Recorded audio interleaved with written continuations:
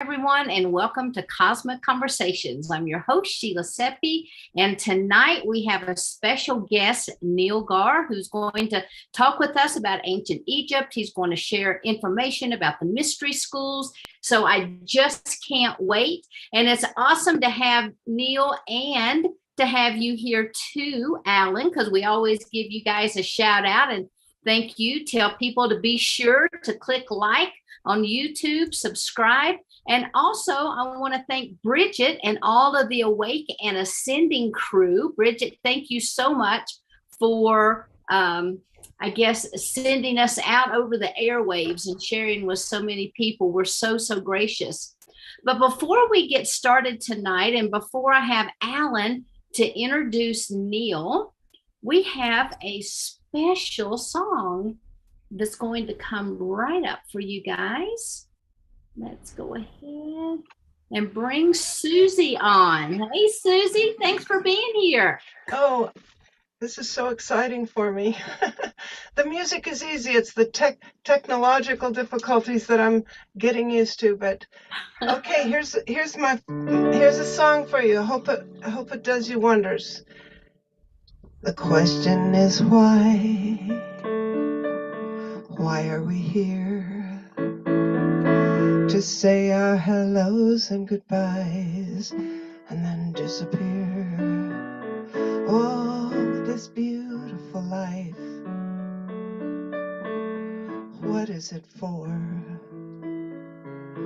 To learn how to master peace or master war. There's only one answer that matters. Even if your heart has been shattered, whatever you want, whatever you are after, love is still the answer. Love is still the answer. Oh, love, love, love, love. Oh, love, love, love. Oh, we all make mistakes. No, we're not perfect yet. I don't think God made us all from an accident. And the question that sits on everyone's lips is why should I pick myself up and start over again? But there's only one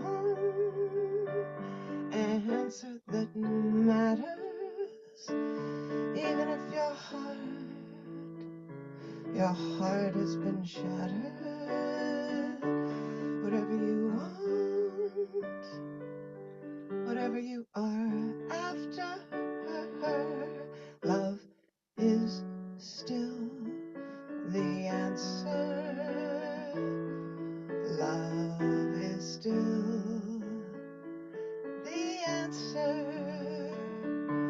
Oh, the question I'll ask at the end of my days is what did I give and what will I take? There's only one answer that matters. Even if your heart and your dreams have been shattered, whatever you want, whatever you are after, love is still the answer. Love is still the answer.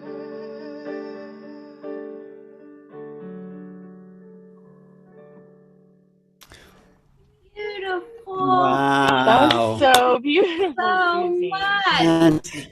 Fantastic. Amazing. That was beautiful. Thank you.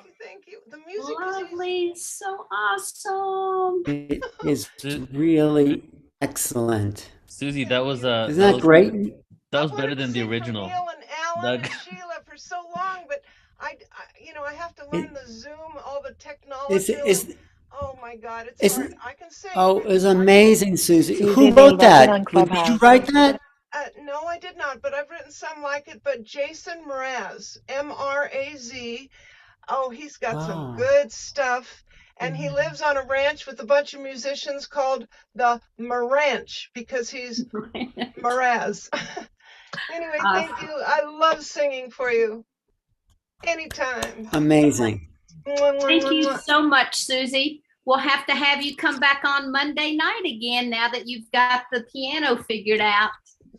Well, when you said let's check the computer last time, my whole computer, but I did a cappella. We make it go. So thanks. I love you guys. Can't wait for Thank tonight. you. Mwah. You're Thank so you good. I so want to much. hear more, Susie.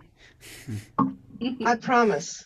I've heard you. I heard the original, and I gotta say I loved Susie's version so much more.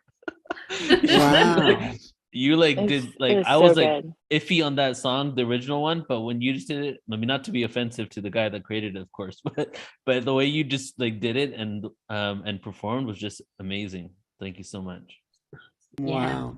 It It was was it was touching. I felt it, like sometimes you just listen, but other times you feel it, and I could feel it through your emotion. Mhm. Well, a lot of the time, this song has to sing to me, and once it sings to me, then it's real. And wow, there's a bunch of these Jason Mraz songs and a few of my own. I promise I'll sing to you anytime you want. I love you guys so much. I Thank want to you. hear you sing to me. Thank Yes, you. us, all of us. Thank Ellen, you're All so right. So, yeah, we'll have to have Love you. Susie back on. So thanks Mhm. again, Susie. Thank you guys for being here. Now I want to go ahead and turn this over to Alan with New Realities. Alan, I don't know what can be said about you other than you are a master, a word weaver. You have brought so much information forward, and you're going to introduce another word weaver. You guys are really paving the way for a new consciousness to emerge on the planet. So thank you guys so much for being here. And Alan, it's all yours. Well, thank you, Sheila. And I feel like I'm a talent scout for the new age, for the spiritual set.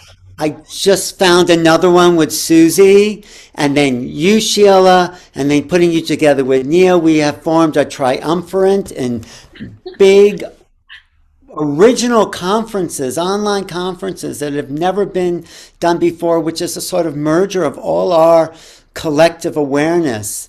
So I look for what's new, what's in channeling and star seeds. And then when I found Portal to Ascension, I said, what kind of name is that? Portal? Because everyone was talking about Ascension in the 80s and into the 90s, and then people have forgotten about Ascension. Here's this guy coming along with Portal to Ascension. I said, that is really a big undertaking. Who would call their forum, their platform, Portal to Ascension?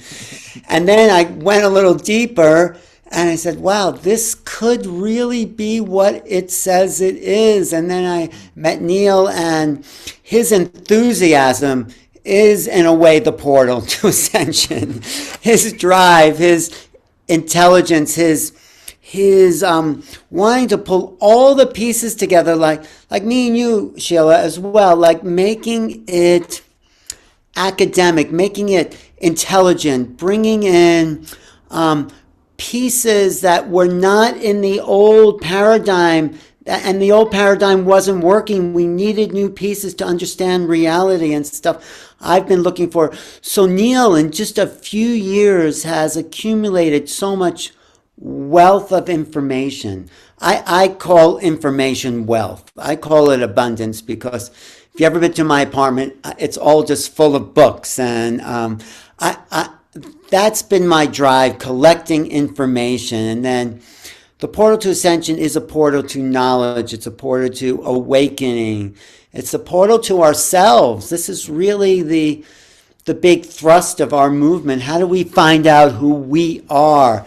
And we're not going to get it in the mainstream. We need platforms like the Wish Alliance, like what New Realities, like what we're all doing here, in order to we can educate each other to the mystery that's going on here. I don't know if we'll ever solve the mystery because we're part of the mystery, but we can bring in more elements and keep the enthusiasm of the search going. And that's why I like so much about Neil. He's innovating programs. He's bringing different pieces together. He's educating the world. So I really acknowledge Neil, and I'm looking forward to spending time with him here in Sedona the next and our little adventure on the road, and we'll see how it all unfolds. But actually, I think in the last couple of months, since your big transformation, Neil, you've dropped in even deeper into yourself, and you're more free to explore new parts of your mind in a way. So, ladies and gentlemen, Neil Gaur, Portal to Ascension, and thank you. Thank you, brother. Thank you so much, Yes. everybody. So good to be here with you all. And just receiving all of that. Thank you so much, my brother. And thank you for seeing me, and being along with me along in this Yeah, journey. I do see you. I do see like this drive and energy you have, and that's why I like you. That's why I want to hang out. Yeah. Yeah. And that's why I love hanging out with you and all these individuals that are so dedicated to the shift. We put in so much energy and time and passion into this because we know what's possible for humanity, and it's time for us to remember, our truest potential. And that's why I'm so happy just connecting with people, collaborating over competition. We got to come together to make a huge shift. All right, everybody. So today I am excited because I'm going to be doing a presentation on Egypt and connecting it to the Yuga cycles, and also connecting it to star beings, because this is the Wish Alliance. So I always want to try to bring in some star being kind of awareness here. The way I want to flow today is first I'm going to show you a couple upcoming events. It's going to take a couple minutes here. Then I want to all drop into our hearts together. I want us to do a little bit of breath work where we're going to feel our hearts being filled up with oxygen, feeling all of our heartstrings, if you will, and all of the energy and atoms and the subatomic atoms in our heart opening up. And then we're going to just get right into the presentation. So I'm going to share my screen. Oops. Sheila, can you give me permission, please?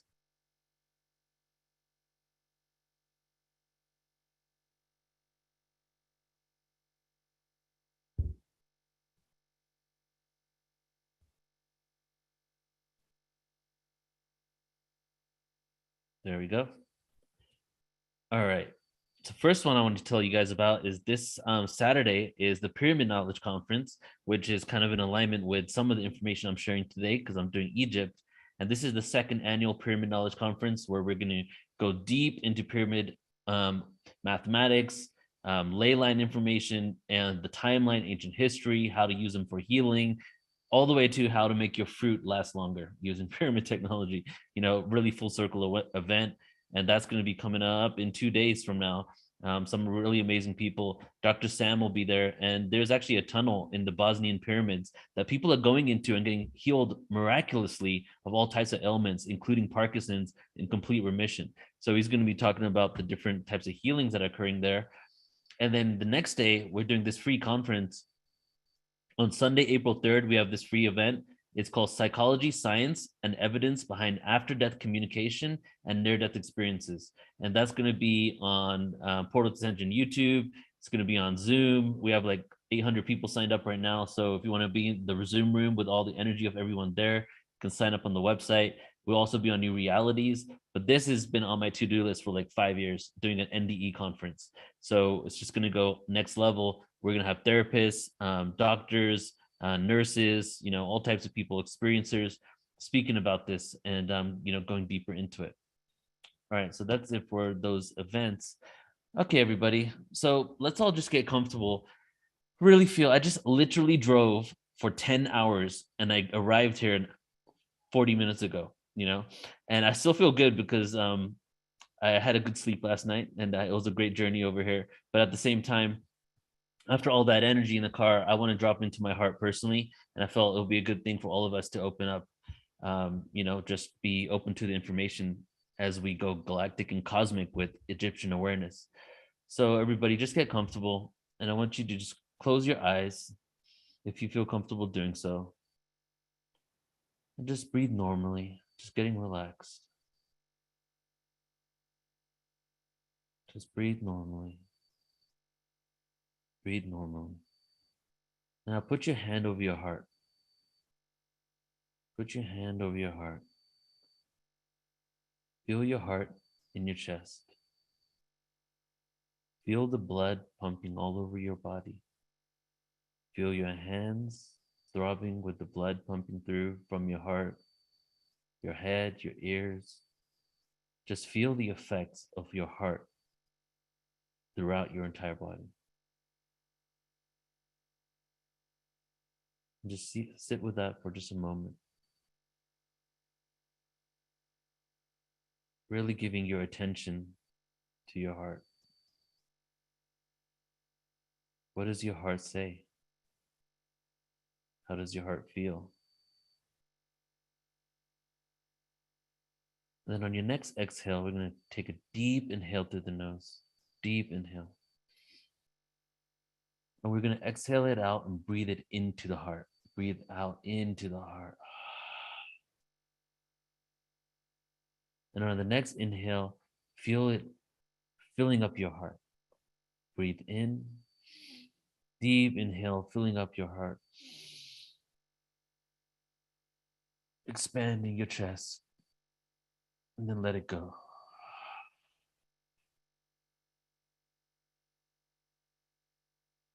Another deep inhale into the heart, activating your cells and your subatomic particles in the heart.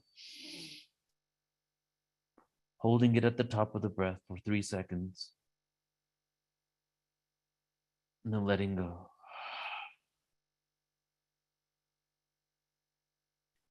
Now continue to breathe normally. And now we're going to do a hum. We're going to hum around 3 times. And when you hum, I want you to feel it and vibrate your chest. So continue to breathe normally right now. And my microphone might cut off my hum, so you might not hear me. But just with your mouth closed and your back of your throat vibrating, we're going to vibrate our chest. We're going to hum and feel the vibrations in our body. So inhale and do your first hum.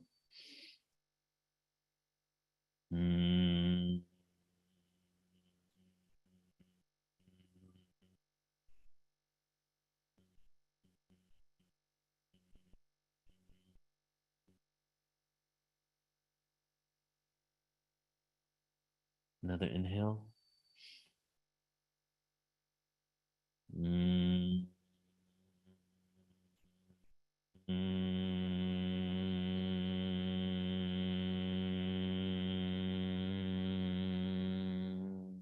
Feeling your heart and your chest vibrating.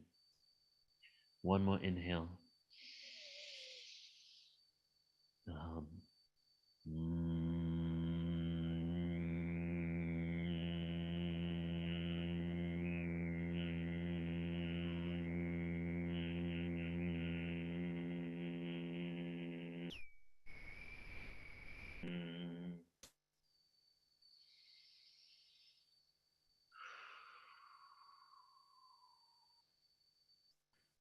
Now just be open to receive. Give your heart some gratitude. Thank yourself. We spend a lot of time thanking others and around us, but in this moment, thank yourself. Thank your hands, thank your heart, thank your chest, thank your brain. Thank you for being here. And thank you for being you. All right, when you're ready, go ahead and open your eyes. And let's do this.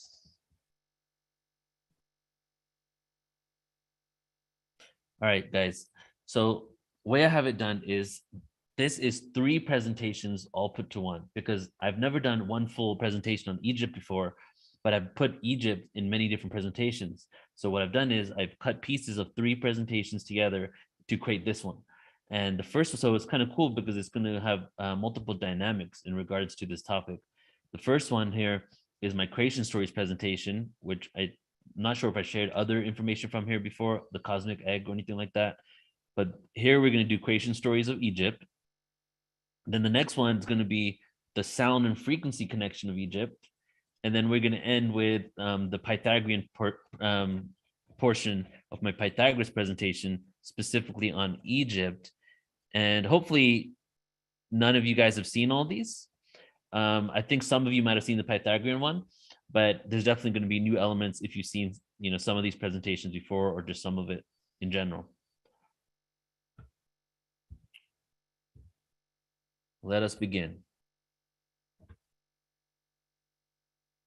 So the way we're going to begin today is with the origin story of ancient Egypt.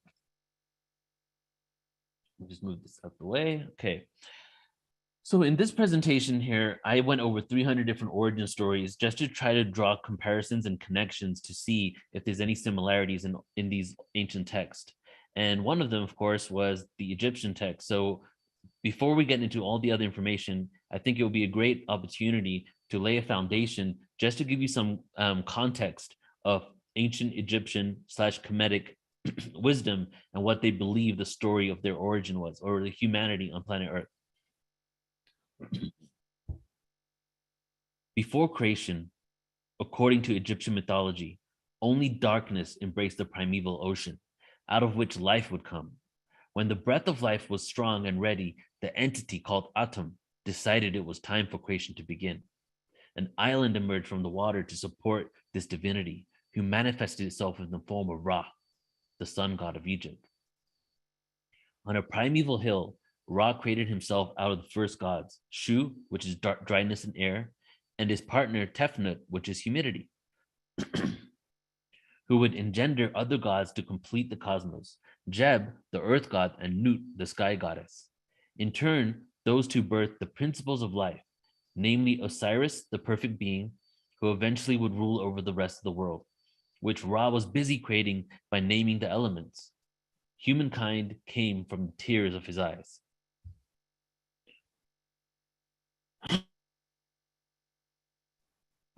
Osiris was a kind and wise ruler who taught humans agriculture and civilization. With his sister or wife or / wife, both, Isis, who helped her husband with creativity and magic, they formed a perfect couple. Their brother Seth was strong but unruly, the opposite of his brother. In fact, Seth envied Osiris so much that he killed him so he could inherit his throne and rule Egypt the way he wanted to. Seth's sister / partner, Nephthys, could not stop the murder despite her love for her siblings.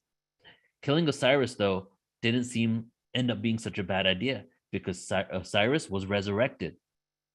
And I have the term resurrected highlighted because we see this throughout many ancient scriptures predating Christianity, predating Jesus and the resurrection of old gods, or a resurrection or a killing of the old gods and the resurrection of the new ones. But here we have a resurrection. He was resurrected through the magic of his wife, long enough to impregnate her with the son Horus, who would later avenge his father and recapture the throne of Egypt. Then Osiris departed to the other world to rule over the deceased, thus ensuring resurrection and the cycle of life. So this story is in essence how duality in the cycle of life and the matrix of karma basically all came into existence. This is what they say took place. And then ultimately Osiris departed, the other world was created, he was ruling over it, and then the resurrection and the cycle of life that we're in right now began. Another foundational element of this presentation is the migration route into India from Egypt. And what does India have to do with Egypt? Well, as I was into all this information, like pretty early, maybe 16 years ago, pretty early into me awakening to all this, I started seeing similarities in ancient Kemetic / Egyptian awareness and India. They looked like there were hieroglyphs that had yoga in there. There was information about chakra systems in Egypt. There was similar sacred geometry in Egypt than was in India. And it seems like maybe like the Indian genome could have also come out of Africa, and namely North Africa, and the ancient Egyptians were Black Africans. So I have started speculating that, from piecing together pieces of information, that the Indian continent and people that live in India now, and that have, the descendants of the people that migrated there originally, had some Egyptian connection. And as I started researching this, I started finding out a lot of other civilizations that had an effect in India as well. So it became a combination of multiple ethnic groups. So this is a really oversimplification, but from my understanding, definitely people from Egypt / Kemet came into India. The Kush Empire, which you'll see in a moment here, which was south of Egypt and at times was actually a part of Egypt. And at times the Kushan Nubian pharaohs would rule Egypt, and then sometimes the Egyptian pharaohs would rule Kush, as we devolved in consciousness. Okay, as we devolved in consciousness, then wars started happening and empires started basically fighting against each other. The Aryans, the migration route, which is a controversial theory in itself. Iranian farmers from the Caucasus Mountains.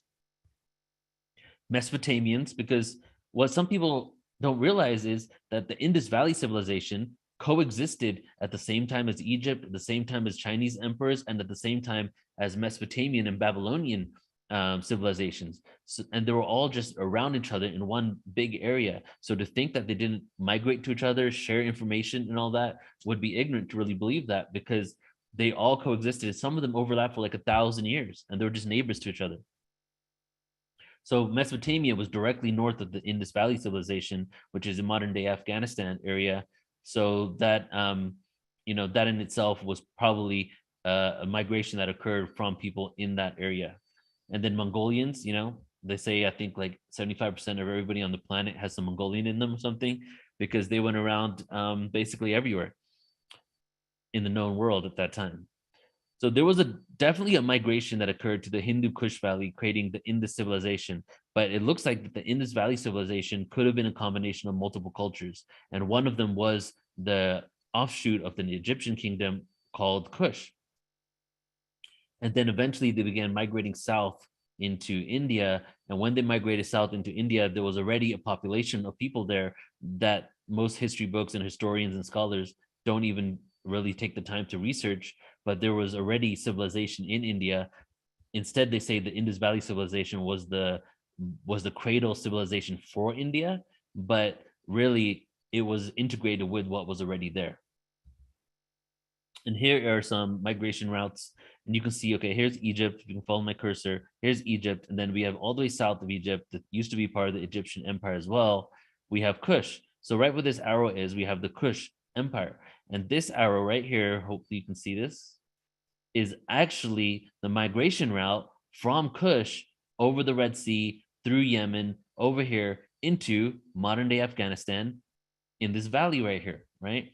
But some synchronicities that I started finding out was that this area, all the way wrapping around the Himalayas at the top, is actually called the Hindu Kush Valley, right?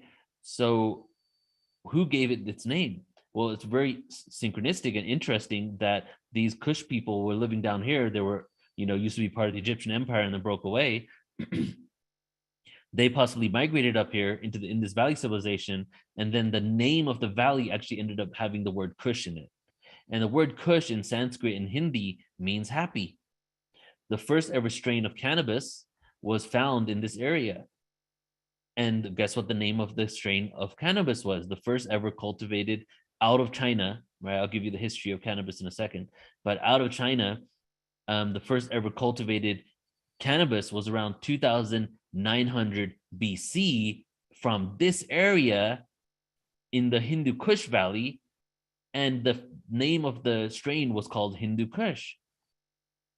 So just the fact that there was a Kushan kingdom, and then all of a sudden we have the name here, and then we have the name also being used to describe the plant that was also in the same area at the same year that this place was founded, is a little too coincidental to be a coincidence.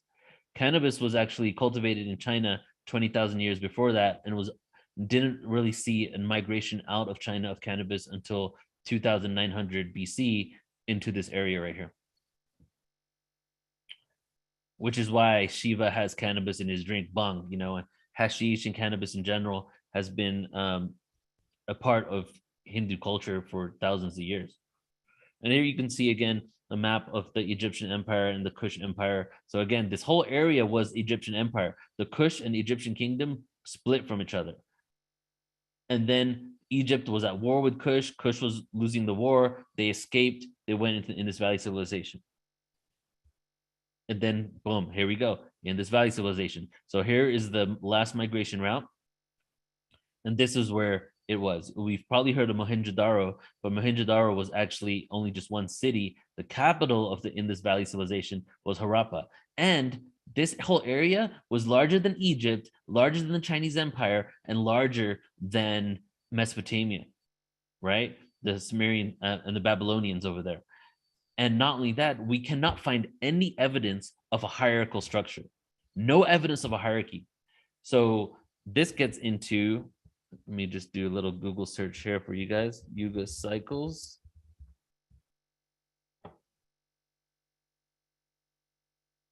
Here we go. Well, let's see if you can see this one.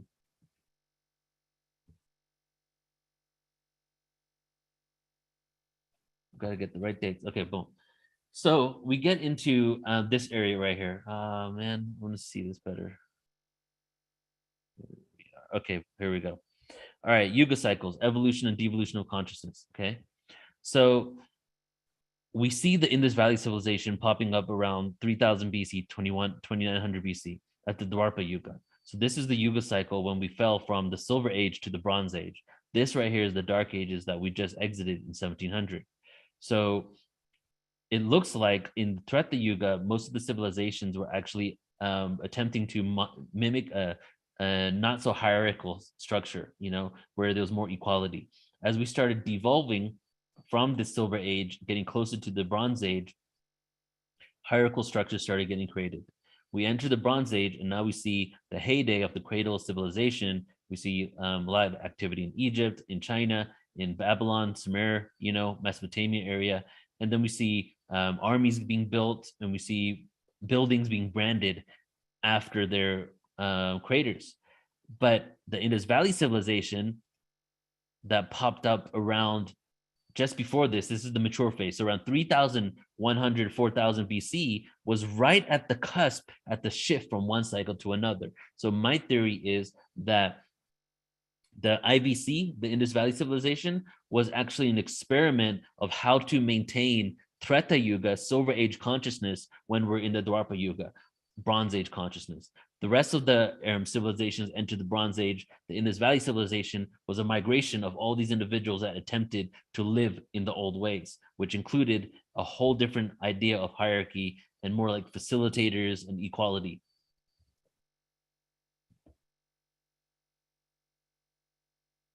And some more migration routes. All right, so let's move on to a different presentation now. So now that we did the origin story and we talked about migration routes, just to kind of give you, just an idea of the Egyptian landscape, if you will, right? Let's go into the dating of Egypt, how old Egypt really is, and the evidence of an advanced understanding of harmonics and mathematics, astronomy, and just so much more. First, we're going to start out with this video with a speaker that has spoke on Portal to Ascension a few times. Let me share my sound. This is actually at the Portal to Ascension conference that happened in 2018 in Irvine, California. And just a little bit of a plug for our next one. We have our free one coming up in April, guys, right? 36 people. Hopefully you guys can be there. But then we also have our next one that's going to be live. So this is going back to being a live event. That's going to be in San Diego, California in 2023, April 21st, 22nd, 23rd. That's going to be epic. But this one is the first Portal to Ascension conference. So let's take a look at what Robert Schock has to say. The Sphinx, my young me, and what we found is that we had uneven weathering around the Sphinx. What this suggests, doesn't just suggest, I mean, it's very evident to me, The Sphinx was actually carved out initially on 3 sides.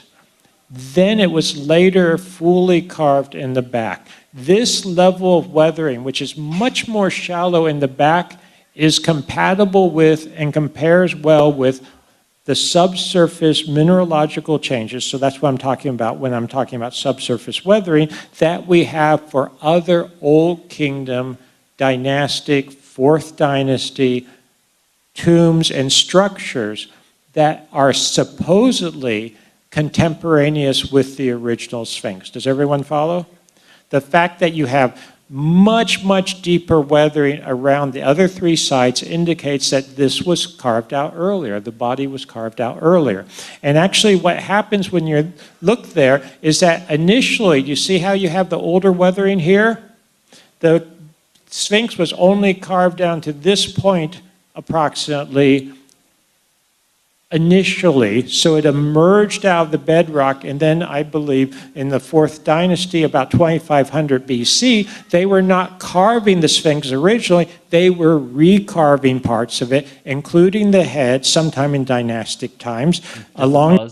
So what he's saying there, you probably picked it up, I'm just going to reiterate it, is that when we're told it was being created, the evidence in geological studies shows that that was actually when it was being probably recreated, and it was much older, but whoever, ended up shifting it and changing things up a bit, attempted to take credit for the whole thing. The back, etc. So initially, the Sphinx actually emerged from the bedrock, which is interesting because in the age of Leo, about 10,000 BC, when the Sphinx sits due east. At that time in the age of Leo, what rose on the horizon due east on the vernal equinox? The constellation Leo. And when you view it from this vantage point, arguably it rises that way with the rump. You see how the rump sort of attaches to the horizon initially as it comes up? So the whole video is on the Portal to Ascension YouTube. So what he's showing here is that it looks like it was from geological studies. Robert Shaka is a geologist. It looks like that this was much older, and or maybe around 10,000 to 12,000 years ago. And also, the Sphinx had the face of a lion on it at first. And the reason why was it was actually facing the constellation of Leo. When's the last time that we were facing the constellation of Leo, the Sphinx? 10,000 years ago. Wait a second, that predates the Sphinx to almost 6,000 to 8,000 years older than we've been told, older than the Sumerian Empire even. We've been told the Babylonians and the Sumerian information, the Mesopotamian information was the cradle of civilization. Well, with this, it seems that maybe, well, definitely, because this is actual science that you can't really disprove, you can just ignore, that Egypt was actually around much longer. And taking a pause and going back to the Yuga cycles, let's take a look at what was actually going on at that time. So we got around 10,000 years ago, we're around here now. Whoa, we're all the way in the spiritual age, the Satya Yuga, the golden age. So 10,000 years ago takes us somewhere here. It takes us in the descending cycle of the golden age. At the end of what? Oh, the end of the Younger Dryas. Also, what happened then? Oh, the end of the last major ice age, when there was a great flood on the planet that every single ancient scripture basically talks about, that either was an asteroid or a solar flare, something along those lines, but those are the two highest probable things that occurred, and that mainstream science has already accepted that around 10 to 11,000 years ago, there was a cataclysmic event on Earth that basically made that basically contributed to the end of the last major ice age that created a huge flood on Earth. Now we have the story of Gilgamesh, we have the story of Noah, and then so many other cultures. Almost every culture has a story about a great flood that occurred. But where was this? This was actually in the golden age, when they had more of a connection to spirituality and consciousness, when the veils were thinner. So not only did this occur on the planet, resetting a lot of information and awareness, the consciousness was still at a very high level. So Egypt started getting created around that time, maybe even earlier. And maybe it was, well, when I show you in a little bit, it most likely was a civilization where the structures and the information was put there in order to remind humanity of who they are in case there's another global reset. And we'll get into why I think that's real. So as they were devolving in consciousness, now we have, okay, so let's say 13,000 years ago, fall of Atlantis, the end of Atlantis. Egypt could have been being created at the same time, because some scholars and researchers say that Atlantis fell in 3 cycles, not at just one time, 3 different stages. So it's not like it just sunk and everybody died on the continent. Many of them had gone around the world, reseeding civilization, one of which was Egypt. What did Egypt look like around 13,000 years ago? Well,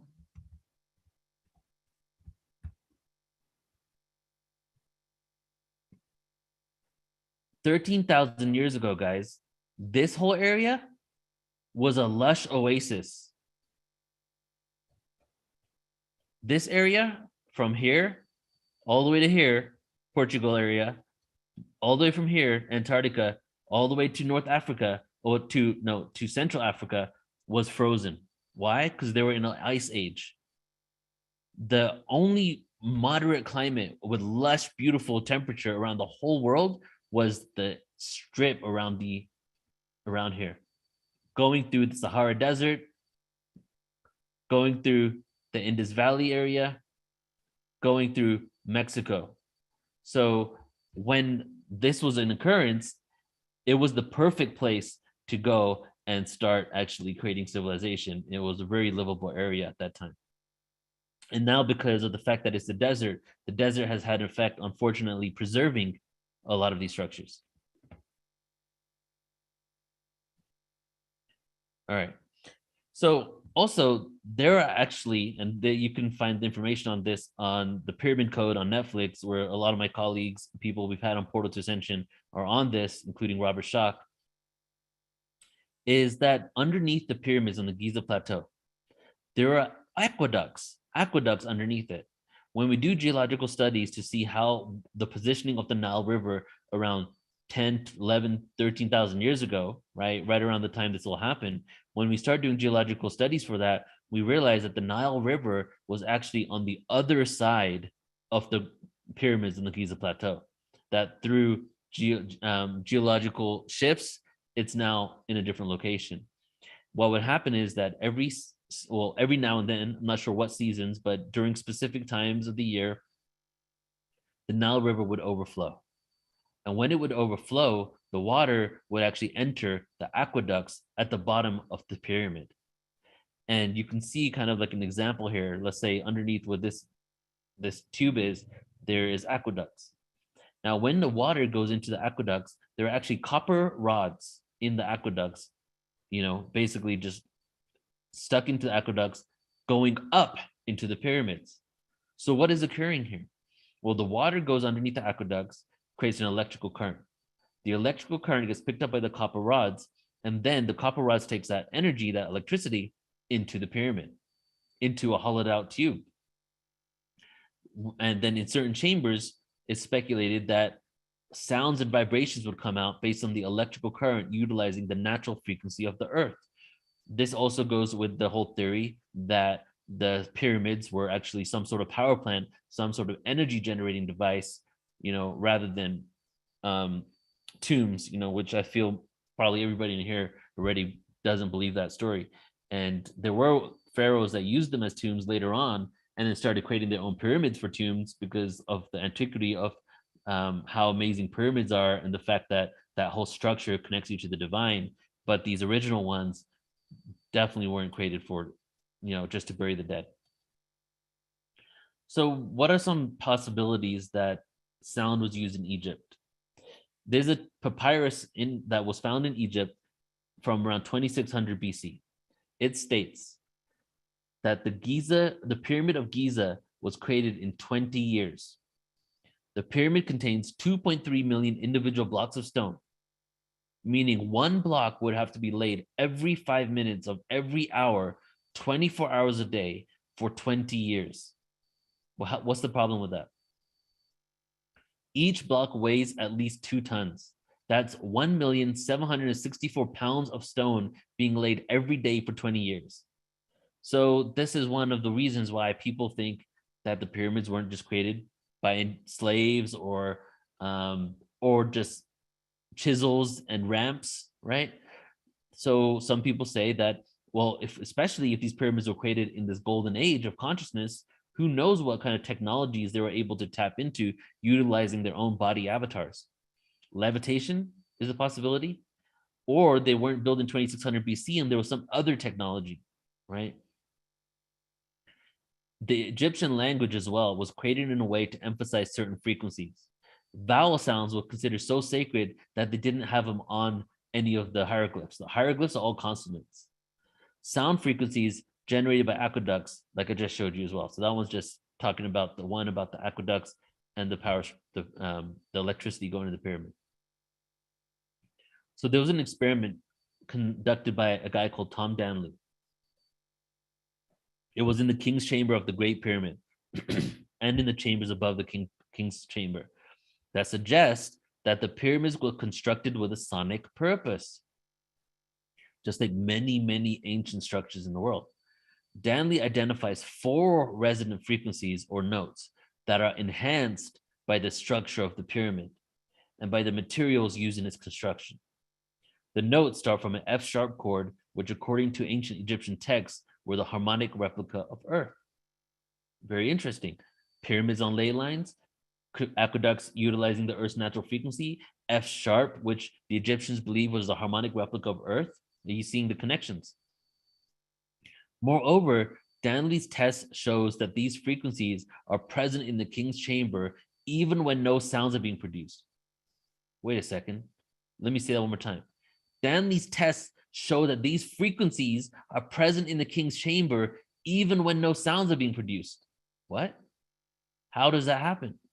These guys are so genius, and this happens all over the world, including in Malta, the caves of Malta, County Meath, Ireland, the structures in Palenque, the Hampi temple in India.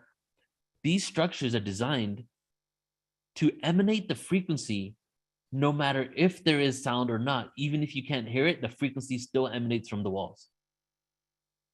They are there in frequencies that range from 16 hertz down to 1/2 of a hertz, well below our human hearing. So according to Danley, these vibrations are caused by the wind blowing across the ends of the so-called shafts in the same way sounds are created when one blows across the top of the bottle.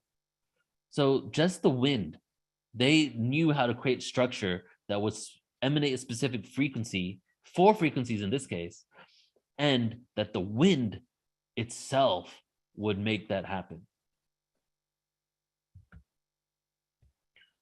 I'm not going to show this video because it's copywritten and this will probably go on YouTube, but this video right here is basically showing that we are now able to levitate rocks using sound. And basically you can see this image here. It goes from smaller, bigger, bigger, bigger, bigger, and then they hit one note, and then the stones, huge stones, just levitate for like a minute. Or the video's not that long, but it levitates for the whole time the video's on. And which goes to show that we are able to levitate stone now with frequency. So the whole thing is that we have the arrogance of thinking that we're the most technologically advanced that we've ever been on this planet. Well, very much may have been. However, we are not the most consciously advanced we've ever been. This and many other cultures show that that's not the case. This is just one cycle of time. You know, Maya talk about it, Chinese, Kabbalistic texts. So just because, you know, I used to think like we were more technologically advanced in the past, and it could be, we could have had space-faring civilizations, Atlantis could have had that, you know, who knows? But technology advancement, guys, doesn't have to be the same as consciousness advancement. Because when you get to a level of consciousness advancement, certain technologies are no longer needed. There's certain things that you may want to do at a lower level of consciousness that you don't even want to do or care to do at a higher level of consciousness. So, and there's technology that we have externally that we're able to do things internally without having to have an external device. One of them might be making rock more malleable and being able to create certain structures, making rocks lighter, you know, many different things as well. Okay, now here's another video of Brian Forrester, who also worked a lot with on Portal to Ascension, and he is here in the Red Pyramid of Egypt, just to show you that everything I showed you there isn't a theory. This is all real, and we're proving it. Here we go. The Red Pyramid. We're going down the shaft, and we're going to go into these incredible rooms, which are acoustic chambers. Forget about the idea of tombs, think sound and vibrational technology. So this is actually inside, about 20 feet, more than 100 feet to go. Okay, now we're maybe a third of the way in, and Yusuf Alwian, the dark figure, is about to come past me. Okay, maybe halfway down now, and the heat is already starting to pick up in here, as well as the heat generated by anticipation and awe. Okay, so we're at the bottom of the descending passageway. It's got to be 90 degrees Fahrenheit in here right now. And now we're going sideways.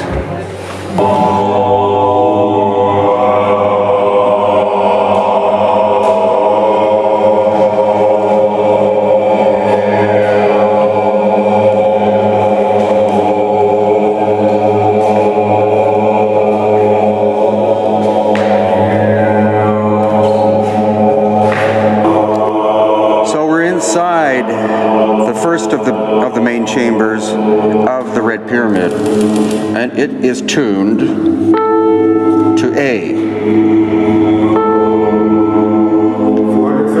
That seems to be the sound that it likes the best. So I've just walked through a short tunnel into the second of the chambers here, and the sides of them taper in with these almost baffle-like stones. And of course it could be actually an acoustic cone filter of some kind. The lighting's pretty terrible, but you can see there is a massive crack in the solid stone. And that's part of the theory, again, that this was an energy generating device, as were some of the others of the pyramids on the Giza Plateau, and that they actually became overloaded at one point, partially exploded, and then shut down. And as hard as it may be imagined to believe, we could be talking about that explosion occurring about 12,000 years ago at the end of the last ice age. 12,000 years ago, end of the last ice age. What's going on here? Let's go to the map, shall we? 12,000 years ago, this is where we are now. We're in present. You can see present here, 1900s, 200-year transitory phase in between Yuga cycles. The Kali Yuga ended in 1700. There was 200 years.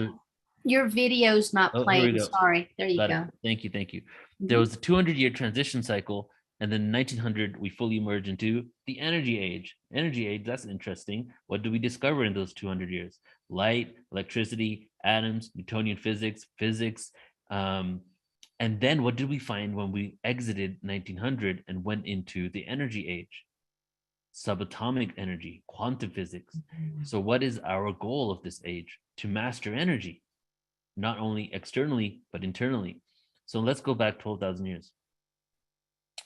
What is this? Okay, so 2,000 years, we go to 0, and then we go back 12,000 years to around 10,000 BC, 10,000 BC right here. Well, that's the same time that there was a cataclysm on Earth. And that will just around that time, within that 1,000 years, that millennia, there was a cataclysm on Earth. Also the end of the last ice age, also the Younger Dryas period. So what occurred with these pyramids, and why do we see some sort of explosion mark as if the pyramid overpowered? Well, this goes into the whole theory that these were energy generating devices to keep the level of consciousness of humanity at a certain level so that we wouldn't fall from grace and devolve. It was an attempt, right? And it was an attempt at keeping the consciousness of humanity at a certain level by utilizing pyramid structures that were emanating frequencies, creating a protective grid around the planet. But as we were devolving in consciousness, it was inevitable. These structures couldn't sustain the frequencies and the position of our solar system within our galaxy in relation to our black hole in the center of our galaxy.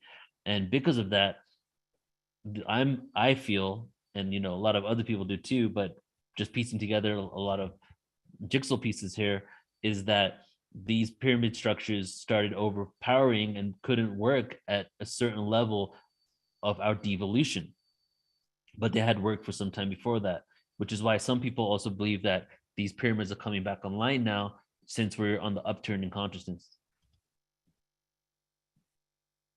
So you heard the sound there, and it was A, the note was A. Those individuals in that room, they weren't trying to chant A. They didn't know how to chant A, but no matter what they were doing, no matter how they chanted, the building, the structure, the red pyramid chamber was created in a way to take all vibration and change it into A, the note A.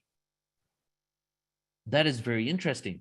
And then we know A is the 432 hertz frequency, but A also in the chakra system represents what? The third eye. So this is another Egyptian Indian connection, because the pineal gland is a huge component of ancient Egypt. So the sound in that room, no matter what occurred, whether there was some sort of aqueduct sending energy that becomes a sound frequency in there, whether somebody's chanting in there, whether it's quiet and the sound is just taking the wind and emanating a frequency we can't hear, the note A is permeating through that chamber. So since that connects to the third eye, could it be a chamber that was designed for healing, for decalcification of third eye, from tapping into your own intuition to understanding yourself at a spiritual level? The possibilities are endless of exactly why that was the case. So we need to dig a little deeper and see what if there is a possibility that the note A was connected to the third eye for the ancient Egyptians, and that's why they had that chamber that way. Well, now look at this right here. So you can see here in the upper right hand corner is the Eye of Horus, one of the mystery schools. And the Eye of Horus also represents, of course, is one eye, the all-seeing eye, right? That was taken and put on top of the pyramid by powers that be, right? The back of the dollar bill and all that, but also the third eye, right? But you could probably speculate that it's the third eye, but then is there any even more hardcore evidence to suggest that it is the third eye? Well, take a look at this intersection of our brain. The intersection of our brain where our pituitary gland and our pineal gland is the exact same design as the Eye of Horus. This right here is the pituitary gland and the pineal gland and how it connects. So not only did they use this to represent, our third eye and the mystery schools of advanced awareness, but they also had some sort of advanced understanding of the intricacies of our brain and how our brain, pineal gland, and pituitary gland looked. And they actually created a symbol based on that. And even more so, a lot of their symbols, Egyptian symbols, have so many multiple meanings. And here we have as well that not only was it connected to our pineal gland, pituitary gland area, but also musical intervals, because mathematics and music, music being the harmony of the mathematics, the masculine and the feminine, the math, the linear, the music, the secular coming together, because both of them are the same, just using different language to explain the same thing. And the mathematics behind musical intervals is math, right? So even this design right here is completely connected to the intervals of music. So I spoke a little earlier saying about the vowels in Egypt as well. Ancient Egyptians thought that they were too sacred to use vowels, so they left them out. In the hieroglyphs, we don't even really know what their vowel sounds were and how they even sounded. The vowels got introduced within Eastern cultures, variations of chants and healing for spiritual ascension later down the line. 1,000+ years after we started doing written language, we don't even see vowels introduced. So vowels were not introduced when we started documenting writing and ourselves and our experiences on Earth. And I say this time around, because if you refer back to the Yuga cycle thing that I showed, if we've gone through these cycles multiple times, we could have stopped communicating with by writing things down. We could have begun. It could have happened multiple times. So this time around, vowels were introduced many years after we started writing. And here is just some, I'll just say this one right here. Here's a Gnostic chant that came around. This one is, I praise you, I call your name that is hidden within me. And you might know that the name of God is basically vowel sounds, right? Why is that? Well, they were very sacred sounds. These vowel sounds connect you to your chakra system and to other levels of consciousness. And when I chant vowel sounds, A-E-I-O-U. You should try doing that. And here is the name on the Gnostic chant. I-O-E-A-O, I-O-E-A-O, I-O-E-A-O. This is from the Gospel of the Egyptians, and then the other Nag Hammadi texts. We see this too. The long vowel chant in the Gospel of the Egyptians spells out I-E-O-U, a sacred name of God, according to many. And to show you as well, when we see the word Kemet, because we'll get into that in a moment, but Egypt was actually called Kemet. The name didn't change until the Greeks changed the name. And the Ankh as well, the vowels were not written down.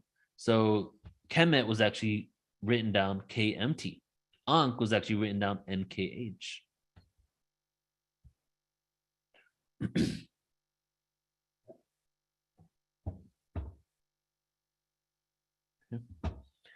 All right. So let's get into some Ankh information here.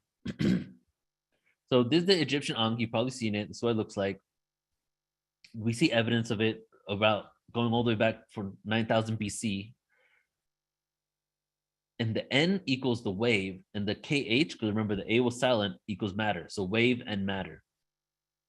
This is the breakdown of the word Ankh. A represents each of the sounds on the Ankh, each of the letters represents a deity in ancient Kemet. We have A, which represents Amen, which is what is hidden. So Amen Ra, A is hidden and not pronounced because A represents what is hidden. N, the deity was none, which is the wave. K equals Kek, which is the goddess of darkness, god of darkness. H equals He, the ruler of infinity.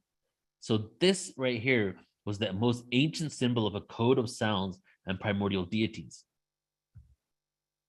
And it went a little bit like this. Let's see. Okay, this is basically what it represents.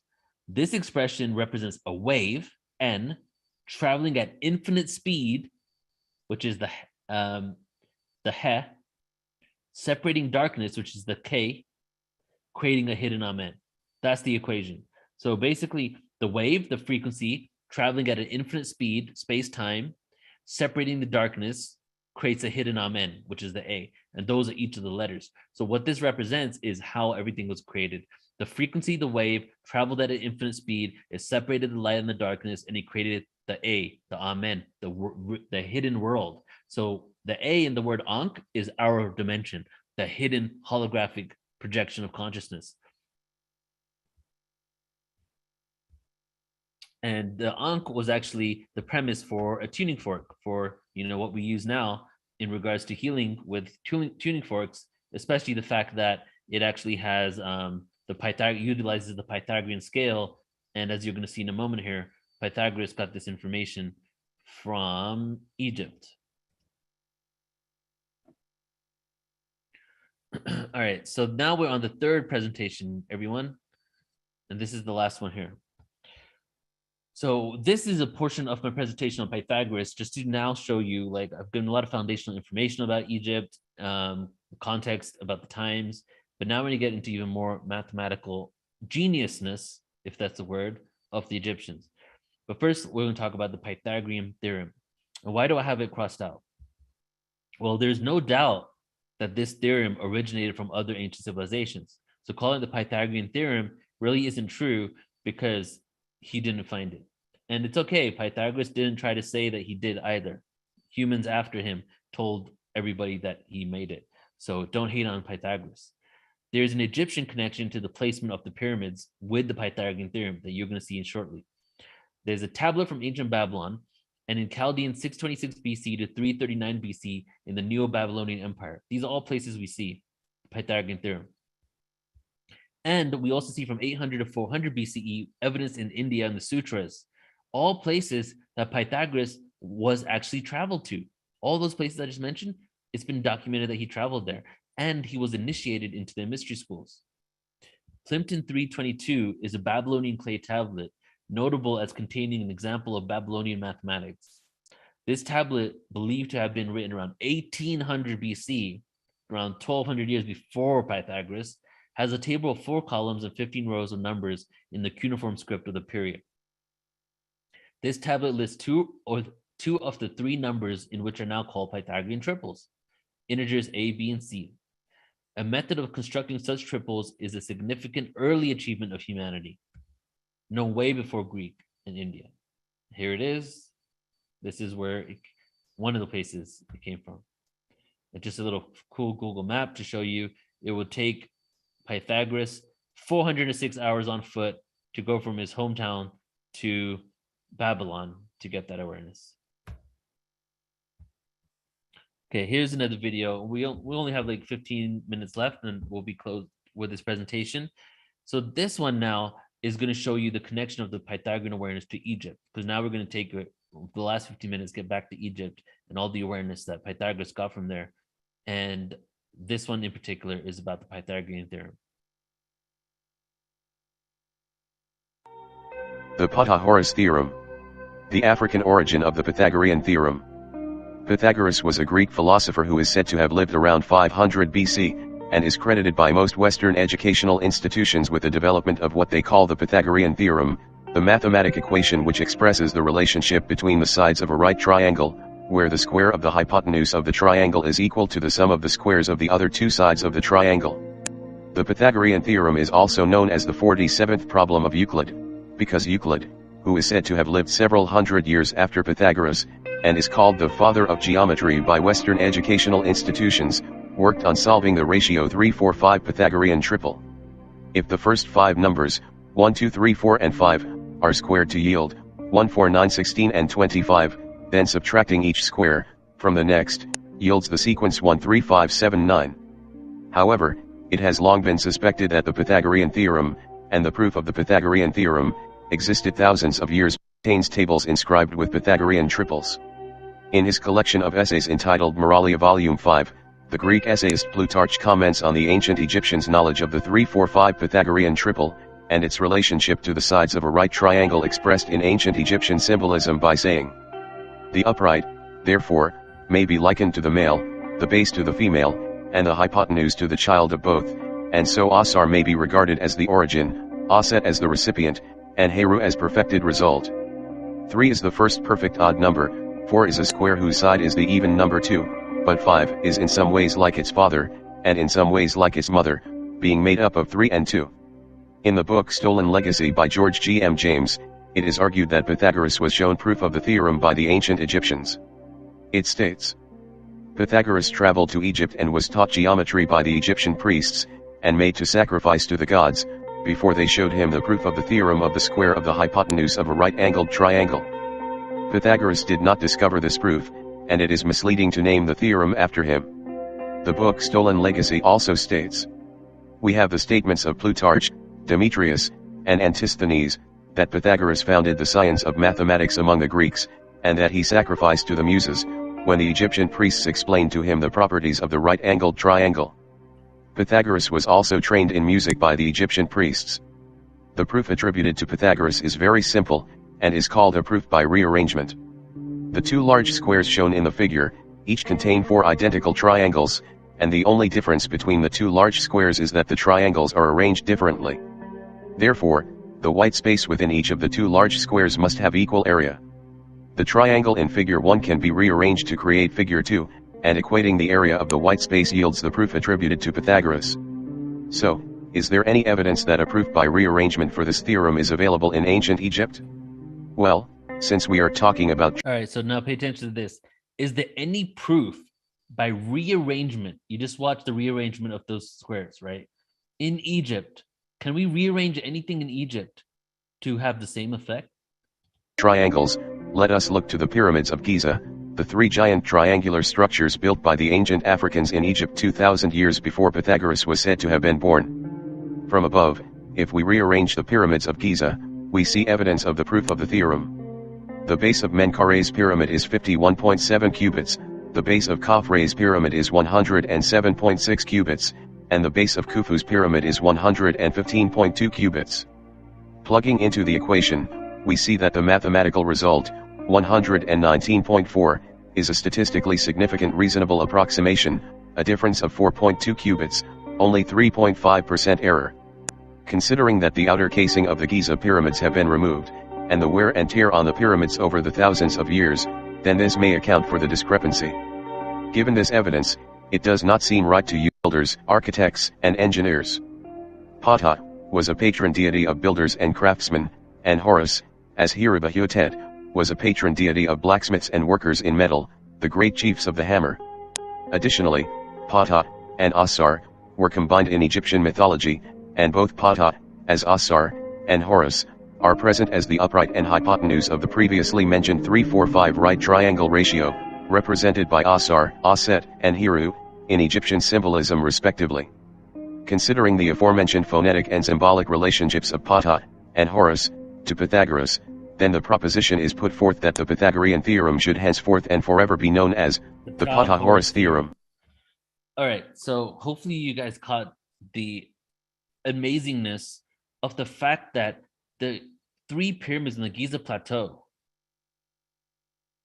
are literally designed and made the perfect size that if you rearrange them like this, you get the Pythagorean theorem, the triangle. That's how advanced and intentional everything in ancient Egypt was. What is so important about this a squared plus b squared equals c squared? Well, this is a really foundational equation for the creating of structure and rebuilding civilization and society. It's been permeated throughout the Roman Empire utilized it. You know, the Vatican Church took this secret for themselves. The Masons, the stone masons, took this awareness around the whole world and started creating society. Why was it that the stonemasons were the only ones allowed to go from country to country, even though it was more like empire to empire back then, freely with the guidance and the support of the Knights Templar? Why? They had the secret. The secret was how to rebuild civilization. Where did a lot of them get this information from? Egypt. So this goes to one of my theories about this whole thing is that Egypt was created in a way in order for, if we ever had another cataclysm again, humanity got wiped out, we got reset, we lost our advancement, you could go to Egypt and figure out how to rebuild society, what the circumference of the earth is, how far we are from different star systems, including Sirius. The amount of blocks that were used in the building of a pyramid was also intentional, right? Like in one of the pyramids, the amount of stones and blocks created is the exact same distance from Earth to Sirius B, the star system Sirius B. So in light years, that is. So it's just really, really advanced awareness that they had there. And Pythagoras definitely went to Egypt to take, to get a lot of this awareness. The rich black soil of the Nile River gave Egypt its ancient name Kemet, or also known as the Black Land. The conquest of Egypt by the Greeks resulted in the mispronunciation of the city of Memphis. So here is why Egypt has the name Egypt. Memphis was called Huakata, which means mansion of the spirit of Ptah. But the Greeks misheard this. They thought they heard Egyptos. So that's what they call the whole of Egypt. They call themselves Remech and Kemet, which means people of the Black Land. The term, in ancient Kemetic people were Black Africans. All depictions of them being brown or Arabic or white is completely incorrect because the lighter pigmentation did not actually occur on a mass level until 300 BC, and then with the eventual conquest in 30 BC. Right at the same time, it went from Kemet to Egypt. Pythagoras, a lot of his exploits have been documented, and it seems that he, as just like a lot of philosophers and great minds, studied in Egypt, and he studied in Memphis in Egypt. They welcomed him, especially due to his ideas of mathematics and awareness gained from around the world. It is believed he was there from anywhere from 10 to 20 years, and Egypt was on its way out as a power at this time, and many Greek minds would go there because Greek civilization was flourishing. The pre-dynastic period in Egypt is the time before recorded history, from the Paleolithic to the Neolithic age, and on the rise of the first dynasty, which is around 6000 to 3150 BCE. Okay. And this is conventional awareness. We now know that Egypt is much older. Look at these dates. Pre-dynastic Egypt, 3000 to 3150 BC. Well, does that connect to the cycles of time? Well, actually it does. Look at this. Around 6000 BC was the beginning of the Silver Age. Around 3150, 3100 was the end of the Silver Age, the beginning of the Bronze Age. So it's interesting to note that these shifts in consciousness and the changing of the old gods to the new gods were in complete alignment with what other cultures were saying, whereas the transition phases from one cycle of consciousness into another. So Pythagoras learned a lot of information at the mystery schools. There was a deity there called Seshat, who doesn't get enough recognition, I believe, and she was conventionally accepted around 3150 BCE to 2613 BCE. So we already have the 3100 BCE, which is the beginning of the Bronze Age. So she was in worship around the Bronze Age, and this was going from the Treta Yuga to the Dwapara Yuga. So she was began to be worshipped at the shift in one consciousness level to another one. But we see Thoth being worshipped all the way back to 6000 BCE, and probably before that. And we see him even being worshipped all the way to the Greek conquest. Seshat is not considered as important in Kemetic history as she really was, and this is probably due to the patriarchy that kicked in as we devolved in consciousness. So Seshat and Thoth, who are they? You might have heard about the Emerald Tablets of Thoth. We just released 2 videos on our YouTube, youtube.com/portals to ascension, on the Emerald Tablets of Thoth, if you guys want to know more about that. But they call him Thoth the Atlantean. Well, Seshat was also a counterpart of Thoth, came from the same place. So technically, they were both the Atlanteans.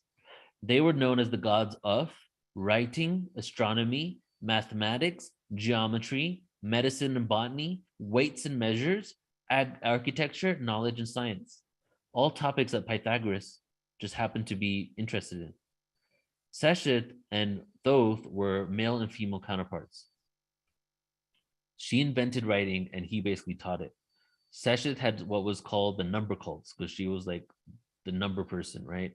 And was bringing down all this information of the advanced mathematics of the cosmos and all creation. The old gods started becoming less popular, and Seshat and Thoth rose in power in worship. Seshat was actually the one who instructed Thoth on how to teach humanity. It seemed that she received either some divine revelation or ancient wisdom, maybe from Atlantis, on these disciplines, and Thoth was the instructor. So it's interesting to see that a lot of people talk about the Emerald Tablets of Thoth, but Seshat was the one who channeled this information. She taught Thoth how to teach humanity. And then we became patriarchal. And as we became patriarchal, then all of a sudden, Thoth was given exclusive credit and Seshat was completely ignored. And you can see here more of the genius of these individuals. Look at Thoth's shaft, right? Thoth's shaft right here.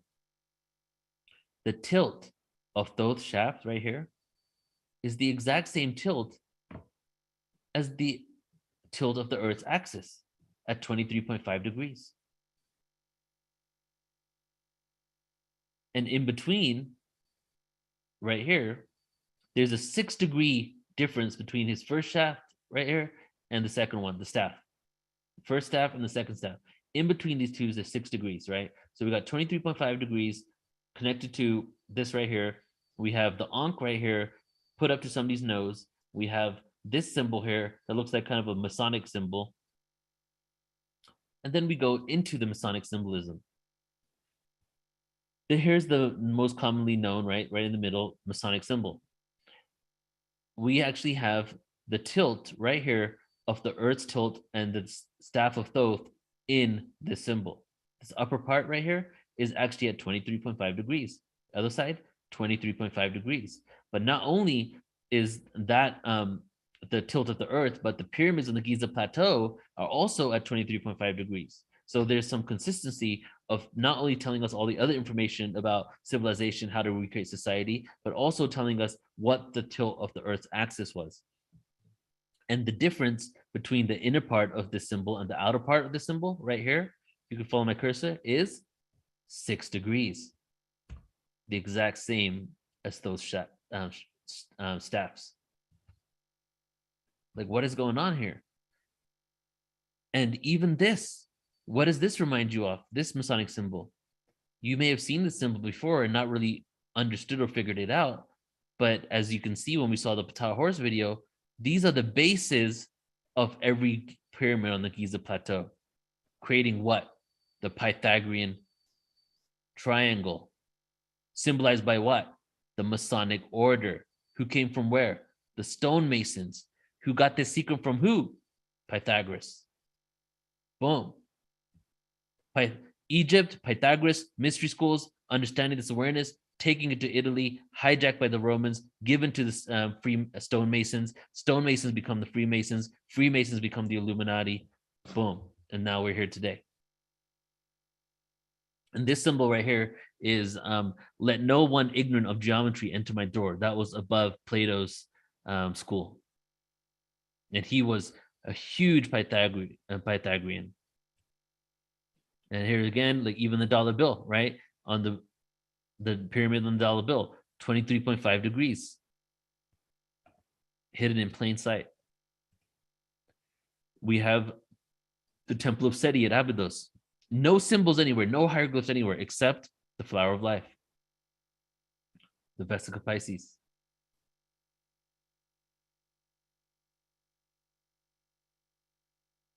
And this one's basically is just showing the numbers based on the equations of the distances between the pyramids and structures in Egypt and how they actually come out to the scale on the Western music scale.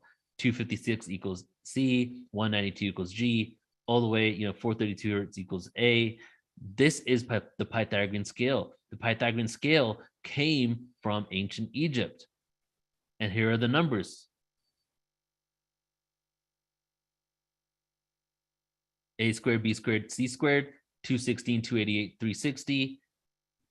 And these are all numbers that were eventually taken to create the Western music scale. And it even goes deeper because these numbers were actually, if you put 000 after every single number, 288,000, 216,000, 360,000, 432,000.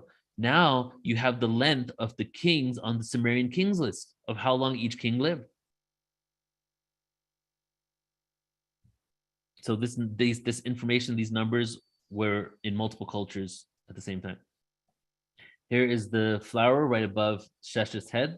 And you can put that flower, put this geometry right in front of the temple right here, the Valley Temple. And then you can go out in every direction. And it just so happens that there's a 14-degree difference between every single petal on the flower. Go out, summer solstice. Go out, pyramid. Go out, autumn equinox. Go out, pyramid. And here's a better view of this. Put that star right there, the Valley Temple, go out every direction. Now another element, if humanity gets reset, how to tell time, how to know when the solstice is going to be, how to know what dates it's going to be on, how to create a calendar for future humans. And I think I'm going to leave it at that. Yep, that's it. All right. Wow. Neil, that was amazing. Absolutely. I love the way that you took those presentations and put them together. But I have to tell you, any one of those is mind blowing. So I'm going to have to watch and rewatch this several times. That was amazing. Thank you. Let me check and see. I know we have so many people. Well, I have a question, Neil. When you compare the yugas in there to the cycles in the Egyptian history and the time, it's also related to the precession of the equinox as well. Yeah. Yep. Like the age of Aries was well, it starts with, let's say, goes back to Gemini after the flood with Gemini, and then we go to, the age of the Cancer, Arians were the flood, and then it goes backwards, it goes to the age of Gemini, and then we get to the height of Egypt, it's the Taurus, it's the bull. This is why some people say the Israelites burned the golden calf, and they became the people who blew the ram's horn. you know, for 2,000 years. And then we get to Jesus, the Piscean age, from that 2,000 years of the ram. And then we get to the Piscean age, and now we're moving into the Aquarian age, which is a kind of recycling of all the occult wisdom, really. So Yeah, there's exactly. that. Yeah. Mhm. Anyway, but the great job. I didn't see all of it, but it was great. You really, this should be like a textbook or something too. You could actually I was write. thinking the right. same thing. It's like, gosh, you need to transcribe this. This should be a book. I think yeah. Don't you You know, think it's so? actually on my, I don't know who gave me the idea, but someone gave me recently, said that transcribe your presentations, make books out of it. So I actually have it on my to-do list, and I'm going to get to it probably by next month and start transcribing my presentations. Well, you don't actually have to. If you post this on YouTube has transcripts. Oh on yeah, it. well, I want Right. to actually reach out to many speakers on Portal to Ascension and see if they're okay. I'm sure a lot of them will be. Take their content, start creating a bunch of books. Yes, yes, yes, I yes. think that was That's amazing. Alan when we were having a conversation mentioned that Probably, you yeah. should make that into a book. Yeah. Yes, yes. Awesome. Mhm. Yeah, Well, thank you. wonderful. Let's go ahead and see if we have any questions from our viewers. Looks like Gary wanted to say something. My new good Yeah. friend Gary. I don't see. Up there, I Gary. see Susie's hand. Gary. Oh, I see Gary. Anyway, Let's see, Gary, if you've got a question, go ahead and ask. Yeah, I didn't have a question. I Oh. don't know how that popped up, but Oh. I I just enjoyed thought that presentation though, Neil. That was excellent. Thank you. It was great. Thanks, brother. yeah. Okay, Susie. Well, I love Neil so much, and I kind of like when I listen to Neil, I do it kind of like Phil Gruber. There's so much content that I listen to it a bunch of times and I slow it down, and I've got like 10 pages of notes for every few minutes that he talks. I mean, Neil, it's so concentrated in it, but it's such a high frequency. It's just like just listening, there's downloads happening to us. So blinking grateful, so grateful. Thank you, Susie. Okay. Thank you, Susie. Awesome. Hey, Bridget, how about our Awake and Ascending family out there? Do they have any questions? I don't have any yet, but I think everyone is integrating all of that amazing information, Neil. That was so deep and so good. But they usually take a minute, you know. So now that they've heard us talking right now, they're probably thinking of questions, and it'll be in the room chat soon. Right. Thank you for Thanks. checking on us.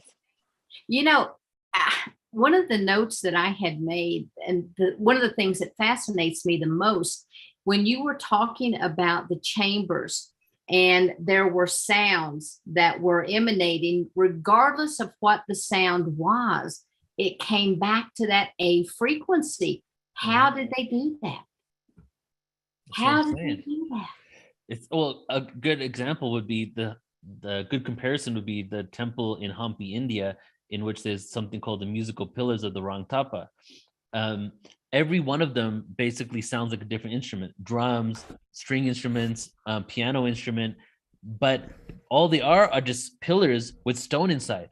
The British went there hundreds of years ago, and they cut open one of the stones in order to figure out how they were created, and all they could just see is just like, there's nothing in here that symbolizes it should do that. So there was just a whole other level of understanding of architecture, you know, and basically mastery that we are only now rediscovering or haven't even really discovered yet.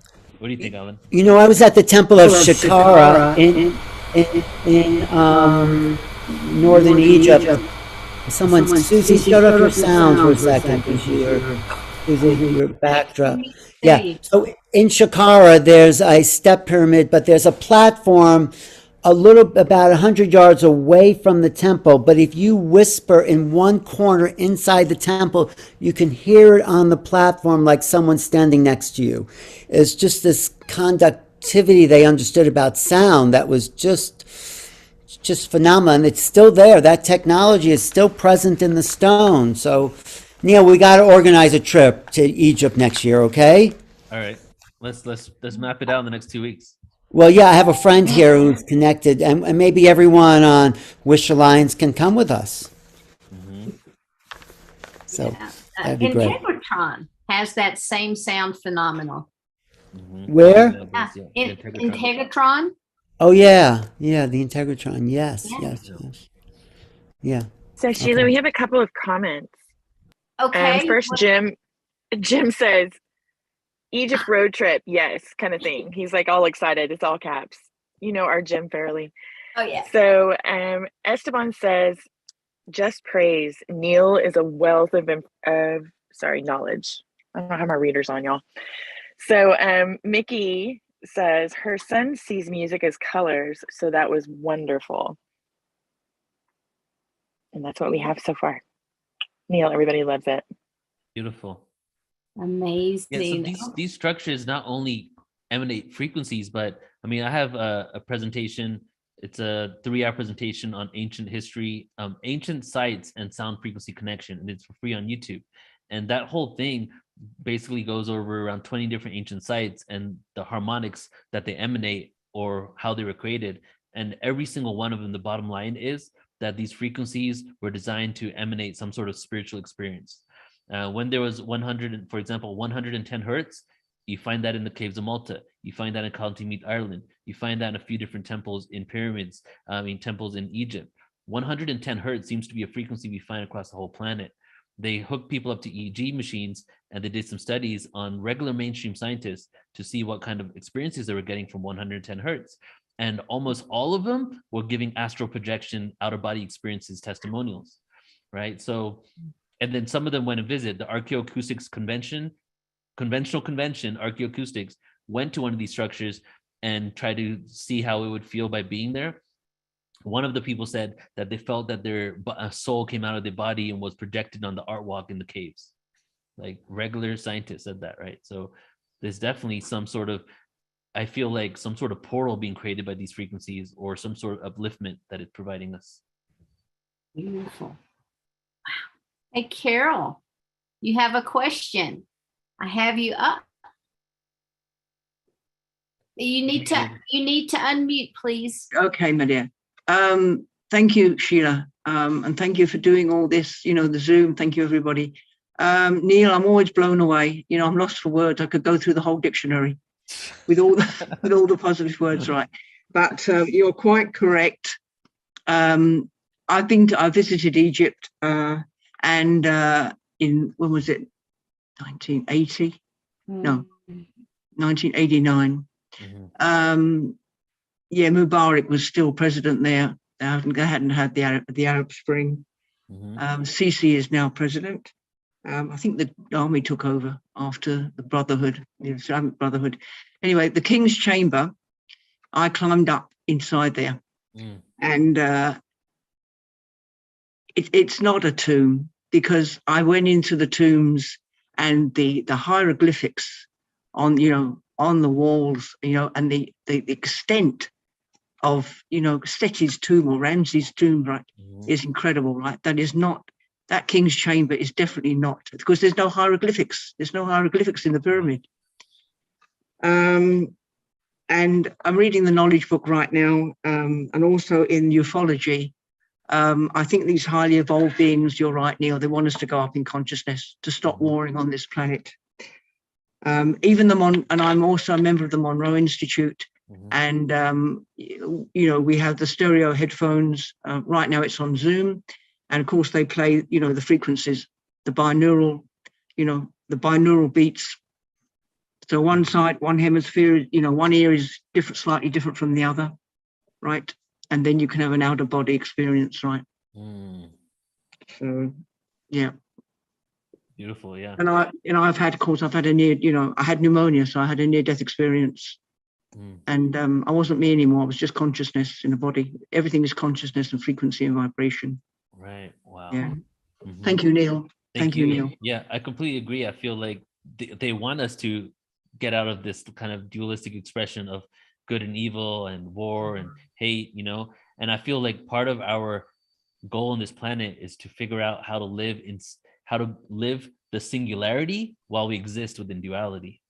So it's like, how do we create harmony in a world where it seems like there's so much chaos and division.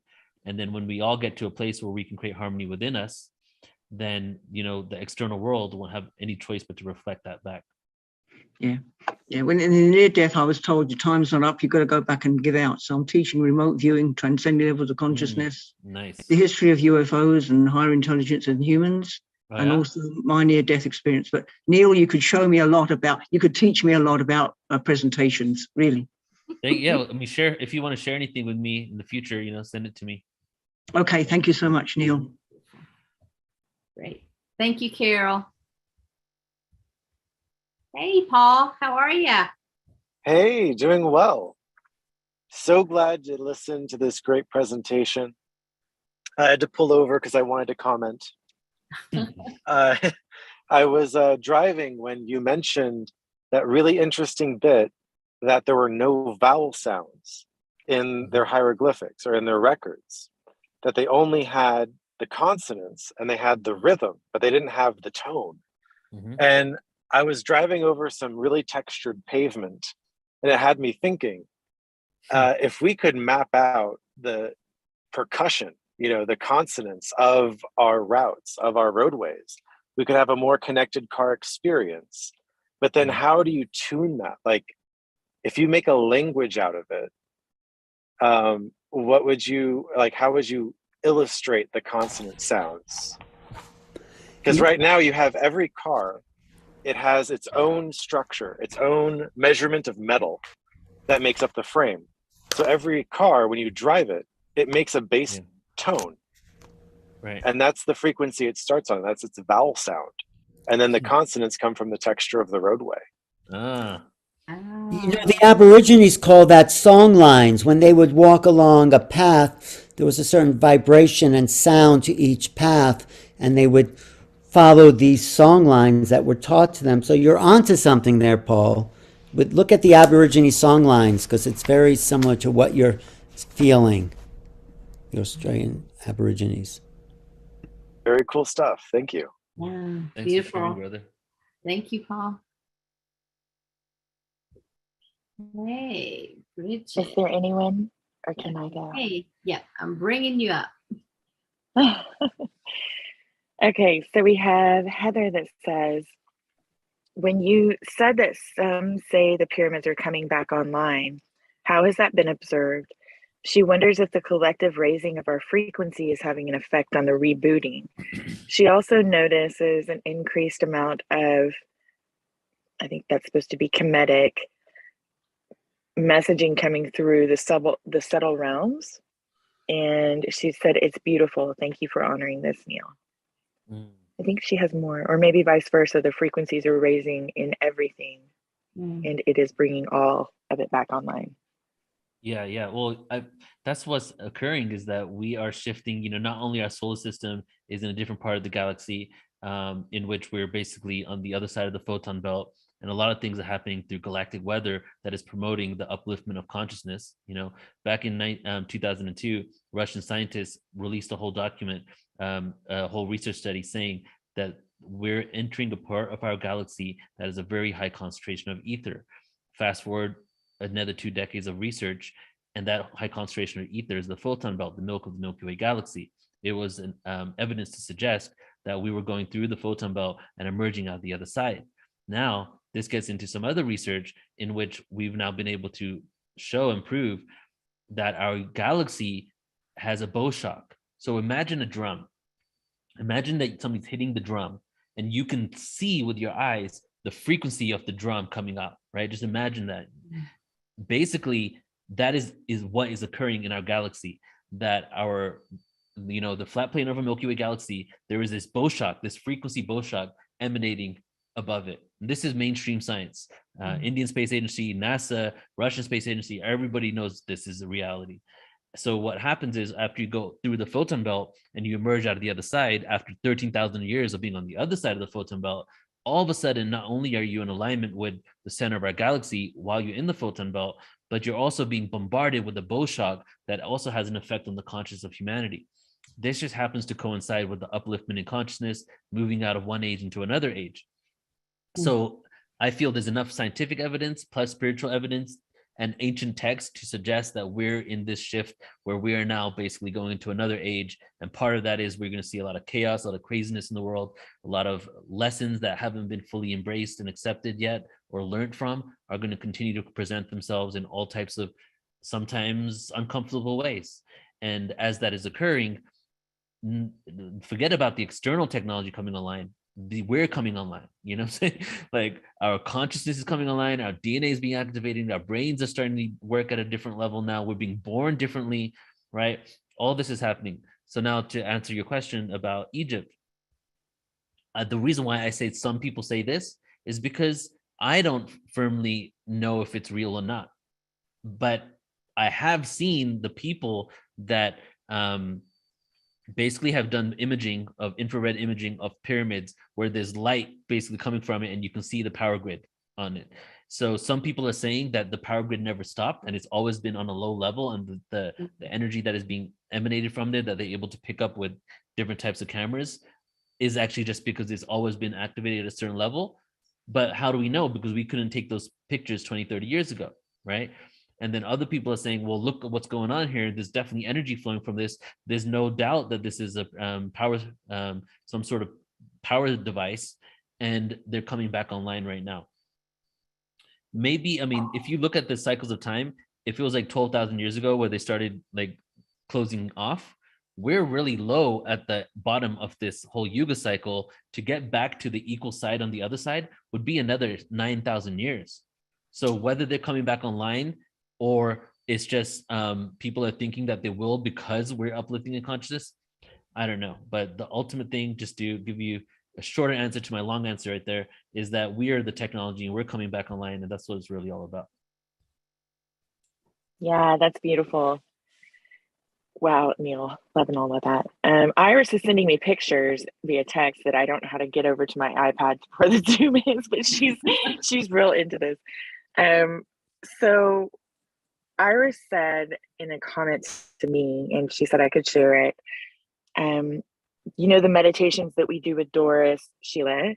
I don't know if you know, Neil, we have a couple that are our friends that produce these amazing meditations. And there's one of them that takes us up to a ship. And she said in one of the crafts meditations with Doris, as we were going up to the craft, she got a glimpse of the 3 pyramids and they were fully aligned with the stars. So she wanted to share that in kind of a synchronicity with what you were talking about. That's beautiful.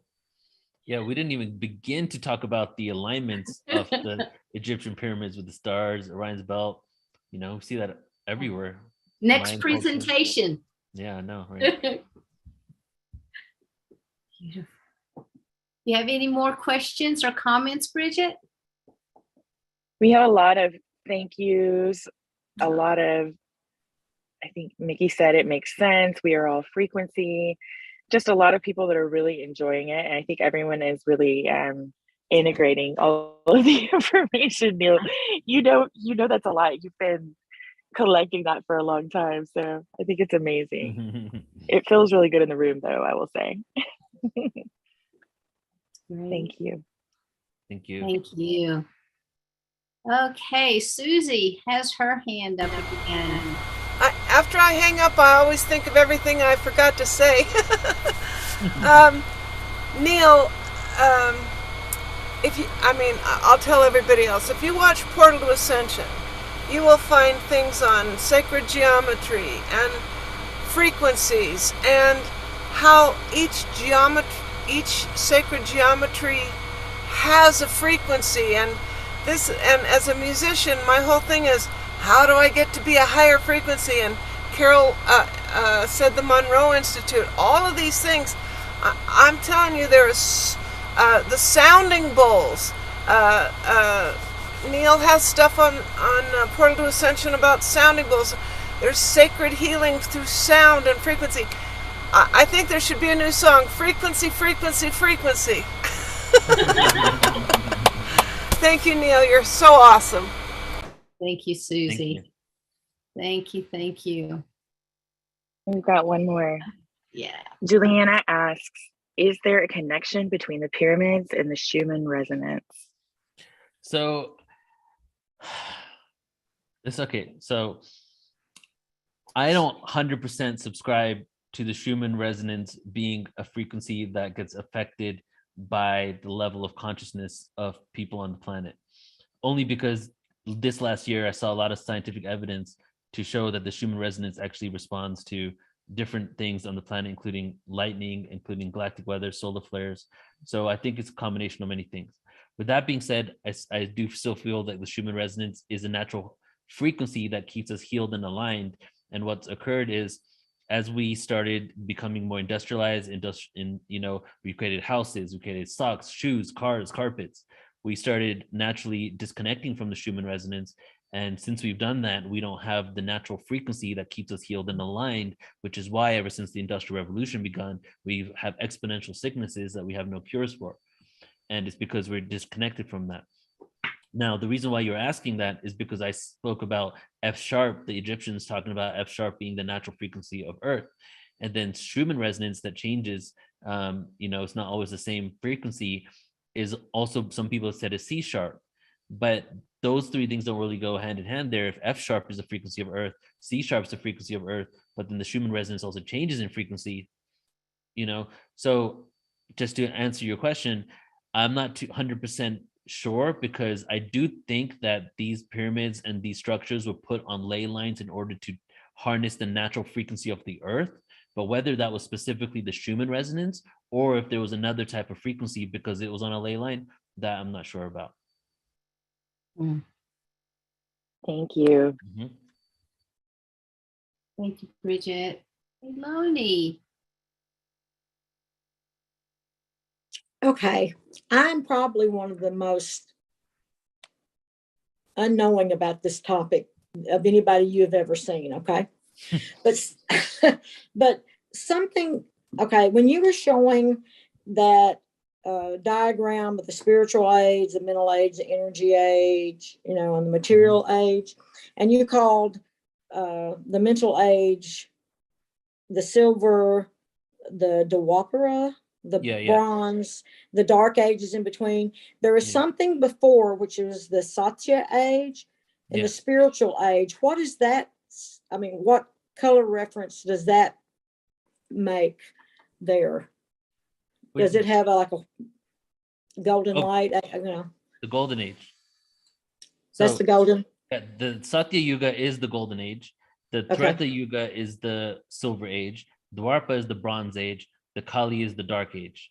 And as you can see, the higher in age, the longer it is. And the way it works is every age is twice as long as the last age. So the Kali Yuga, it connects us together here back to back. But then the Dwapara Yuga is twice as long as Kali. Treta is twice as long as Dwapara. Satya is twice as long as Treta.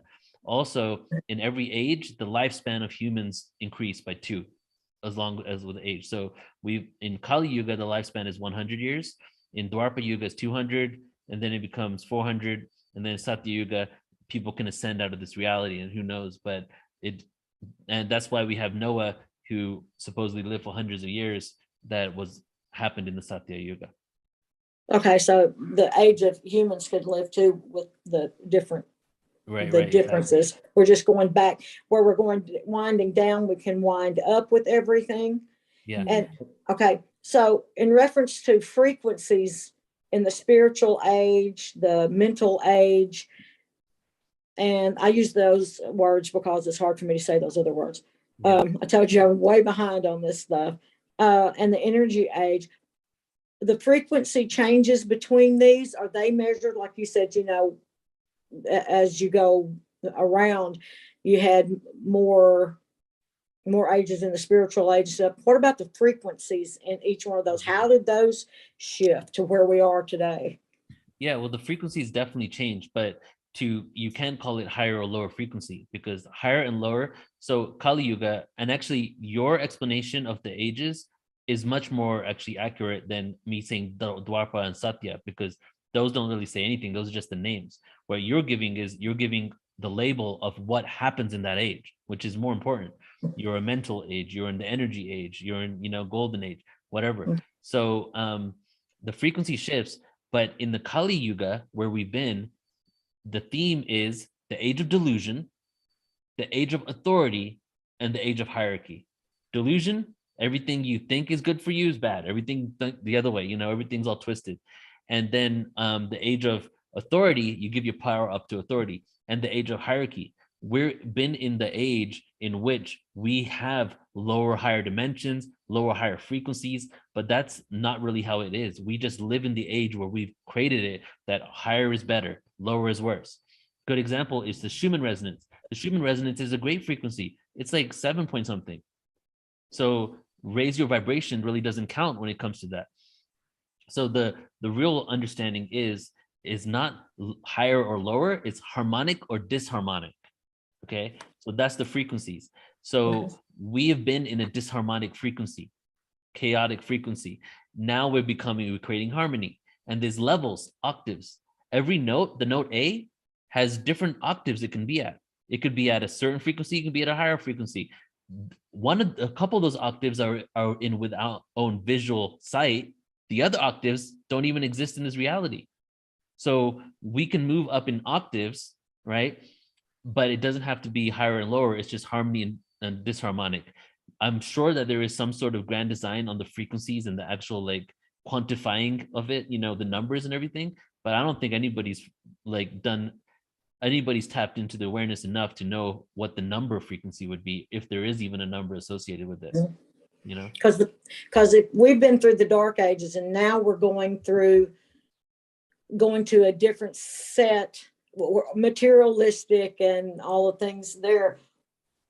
What do you see us going into after that? I mean, I know it circles, because to me it goes on both sides evenly and completes down at the bottom. So it's not like we're going into the Warper and other age. We're going to something different right now. Well, so no, it's not, we're not simultaneously going down those ways. We're going down one side up the other one. It's a cycle like this, right? Okay, so it is a circle. Yeah, so we went through 1700 was the end of the dark ages. 200-year transitory phase, 1900 the beginning of the Dwapara Yuga. The theme of the Dwapara Yuga is the age of sovereignty, the age of individuality, and the age of energy. So what happens in the beginning is what happens in 1700 and even more so in the 1900s? Well, individuals became more important than governments. In many, some may say that's not entirely the truth, but they want you to believe that. But at the same time, the individuality became a huge thing. Sovereignty became a huge thing. So we're at the beginning phases of mastering our sovereignty. So the whole thing is that right now is backfiring as well, because we're so like grabbing onto the individual. Sometimes we're foregoing the collective good. Okay, that's what happens at the beginning of this age. Is we need to, by the time we exit this age, we end up mastering how to be sovereign beings. Okay, and then when we also are finished with this age, we master energy.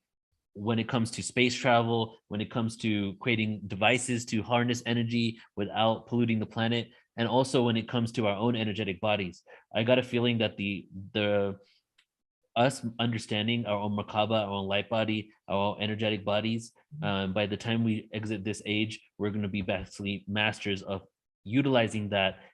And maybe that will start the process of bringing our innate gifts back online.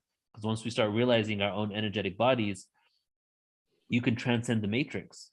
Once you can realize that you're a subatomic being vibrating in and out of reality, you're a holographic organic projection of consciousness, and science has now proved that, but we see everything as an illusion. We see everything as completely different than what we really are. Once we can embody and integrate what we truly are, these frequencies, then we can start doing magical things and kind of like craft the matrix in our own image, if you will. And that's when you start getting like food processors, food manifestation machines and stuff like that, from Star Trek. But I feel that so hopefully that answers your question. We're at the beginning phases of this, and we're going to see a lot of shifts, a lot of people trying to keep the old age. That's what happens as well. At the end of every age, there's a bunch of countries or people that are trying to hold on to the old ways, and then it doesn't work. So what happens instead is those institutions start collapsing. It looks like it's chaos, and then society needs to be rebuilt. And now that we're in an upturning consciousness, my hope is that society will be built in a way that works for all of us. Okay. Mm-hmm. Okay. Well, thank you. Yeah, it kind of makes sense to me. And then when you said that was a circle and we just keep going circling, but it's kind of like on a spiral where we circle, but we go up on the spiral and we go up, right? Like a spiral. Yeah. So, okay, that's a whole, that like this.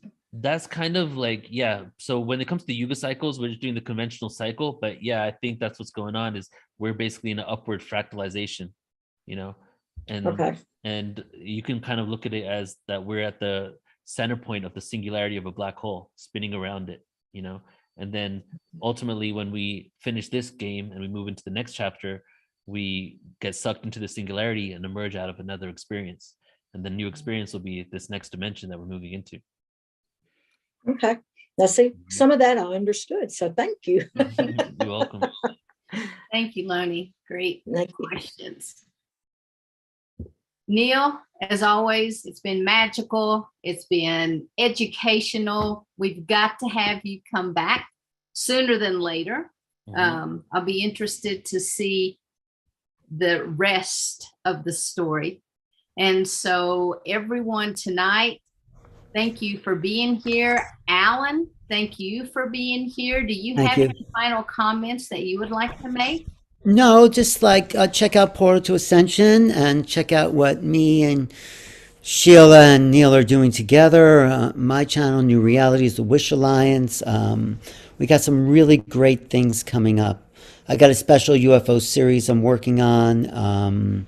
I'll be speaking here next week, right? Next Thursday? Yes, you are our speaker next week. Okay, I'm going to be speaking about ET communication, how the ways, the levels of consciousness ETs use that we have access to in order to communicate their presence here and to interact with them. At least from my understanding, this is what I've understood. This is what I've accessed. So so I have a whole PowerPoint I'm putting together for that, and plus my own experience. And it is about vibration for sure. It definitely is. So I'm excited about that. Thank you, Sheila. I'm looking forward to seeing you in person, Sheila, in August. Yay, that'll be fun. And Absolutely. everybody else, yes. And of course, always Bridget is always there doing her thing on Clubhouse. And Gary and Susie. Great. Yeah. Everybody. Thank you. So Neil, do you have any final April. comments that you would like to make? I'll do a poem. Okay. Yes. I haven't done one in a Check while. this out. Yeah. So, guys, I just got out of this music studio. I spent the last 2 days in the music studio, and I just made a whole song that's gonna be completely like first fully produced epic song, where I had coaching and everything to like make it really nice. And it's called the Anunnaki. And here are the verses from the song, right? So it's called The Story of the Anunnaki. All right, let's see here. So I'm doing it a cappella, of course. I wrote this back in 2003, long time ago. Blood. Is it really ready to be read as holy scriptures ingrained on tablets with the sweat of the dead Sumerians who worship God for life fiending in the Garden of Eden? Could I be your God? Who worship God, who worship deities, worship themselves, who worship energy. What is the atomic quantum level that we can reach? Is it there? Or are we at the gates ready to breach entry? I can't burn, awaiting my turn to be dematerialized, once again may rise or never even be what we call society. Conscious language, process in the mind. This is the solar systematic song that has all along been wrong. Welcome to my mentality. Manifestation of waves. Human slaves diplomatically save the day. The Lord of the black holes, constant twirl. The source of the white hole's matter to form galaxies and worlds. Am I God? God, I'm vibrating at speeds, destroying desires and needs, the henchman who collects souls, uncovering ancient wisdom in the scrolls. Humanity is free, made in the image Anunnaki. Humanity is free, made in the image Anunnaki. And then there was one Life untangled, rhymers undone, life source drained, vanity explained, following those with fame. Always fight and complain, answer remains the same. Controlled with borders and tamed, through awareness, we are saved. Ascend and fade away and live for today, and don't play games or get erased from this place. One face, unity of race, consciousness explained, end of human reigns, galactic alliance remains. Our true cosmic place amongst the stars in space. Aware now in case reincarnation takes my next life away. So ascend and pray, not for superficial gains, but a way to break through this maze. Life was just a phase. It's time to upgrade the human race. It's time to upgrade the human race. Thank you, everybody. Wow. Yay. Thank you so much. Thank you everyone for being here. Susie said, honey, go on. Sorry. There we go. Okay, now we've got it. But I want to thank everyone for being here tonight. Neil, thank you. Alan, Bridget. Always want to thank April for the work she does on our website. And Cindy was here earlier and she keeps everything rolling on Facebook. So I'm very, very grateful to all of you guys. Thanks to all of our Awaken Ascended listeners with Bridget, all of the YouTubers out there. Thank you so much. Again, if you haven't subscribed to Neil or Alan's channel, please click subscribe, give it a thumbs up. I give you guys a thumbs up tonight. We are out of here. Thank you so much. Bye, and everyone. we'll see everyone next week. Namaste. Bye-bye, everybody. Good night. Hugs. Thank you, Bye-bye. Neil. Thank you, Bye-bye. Alan. Thank you, Sheila. Thank you, April. Big hugs. Susie.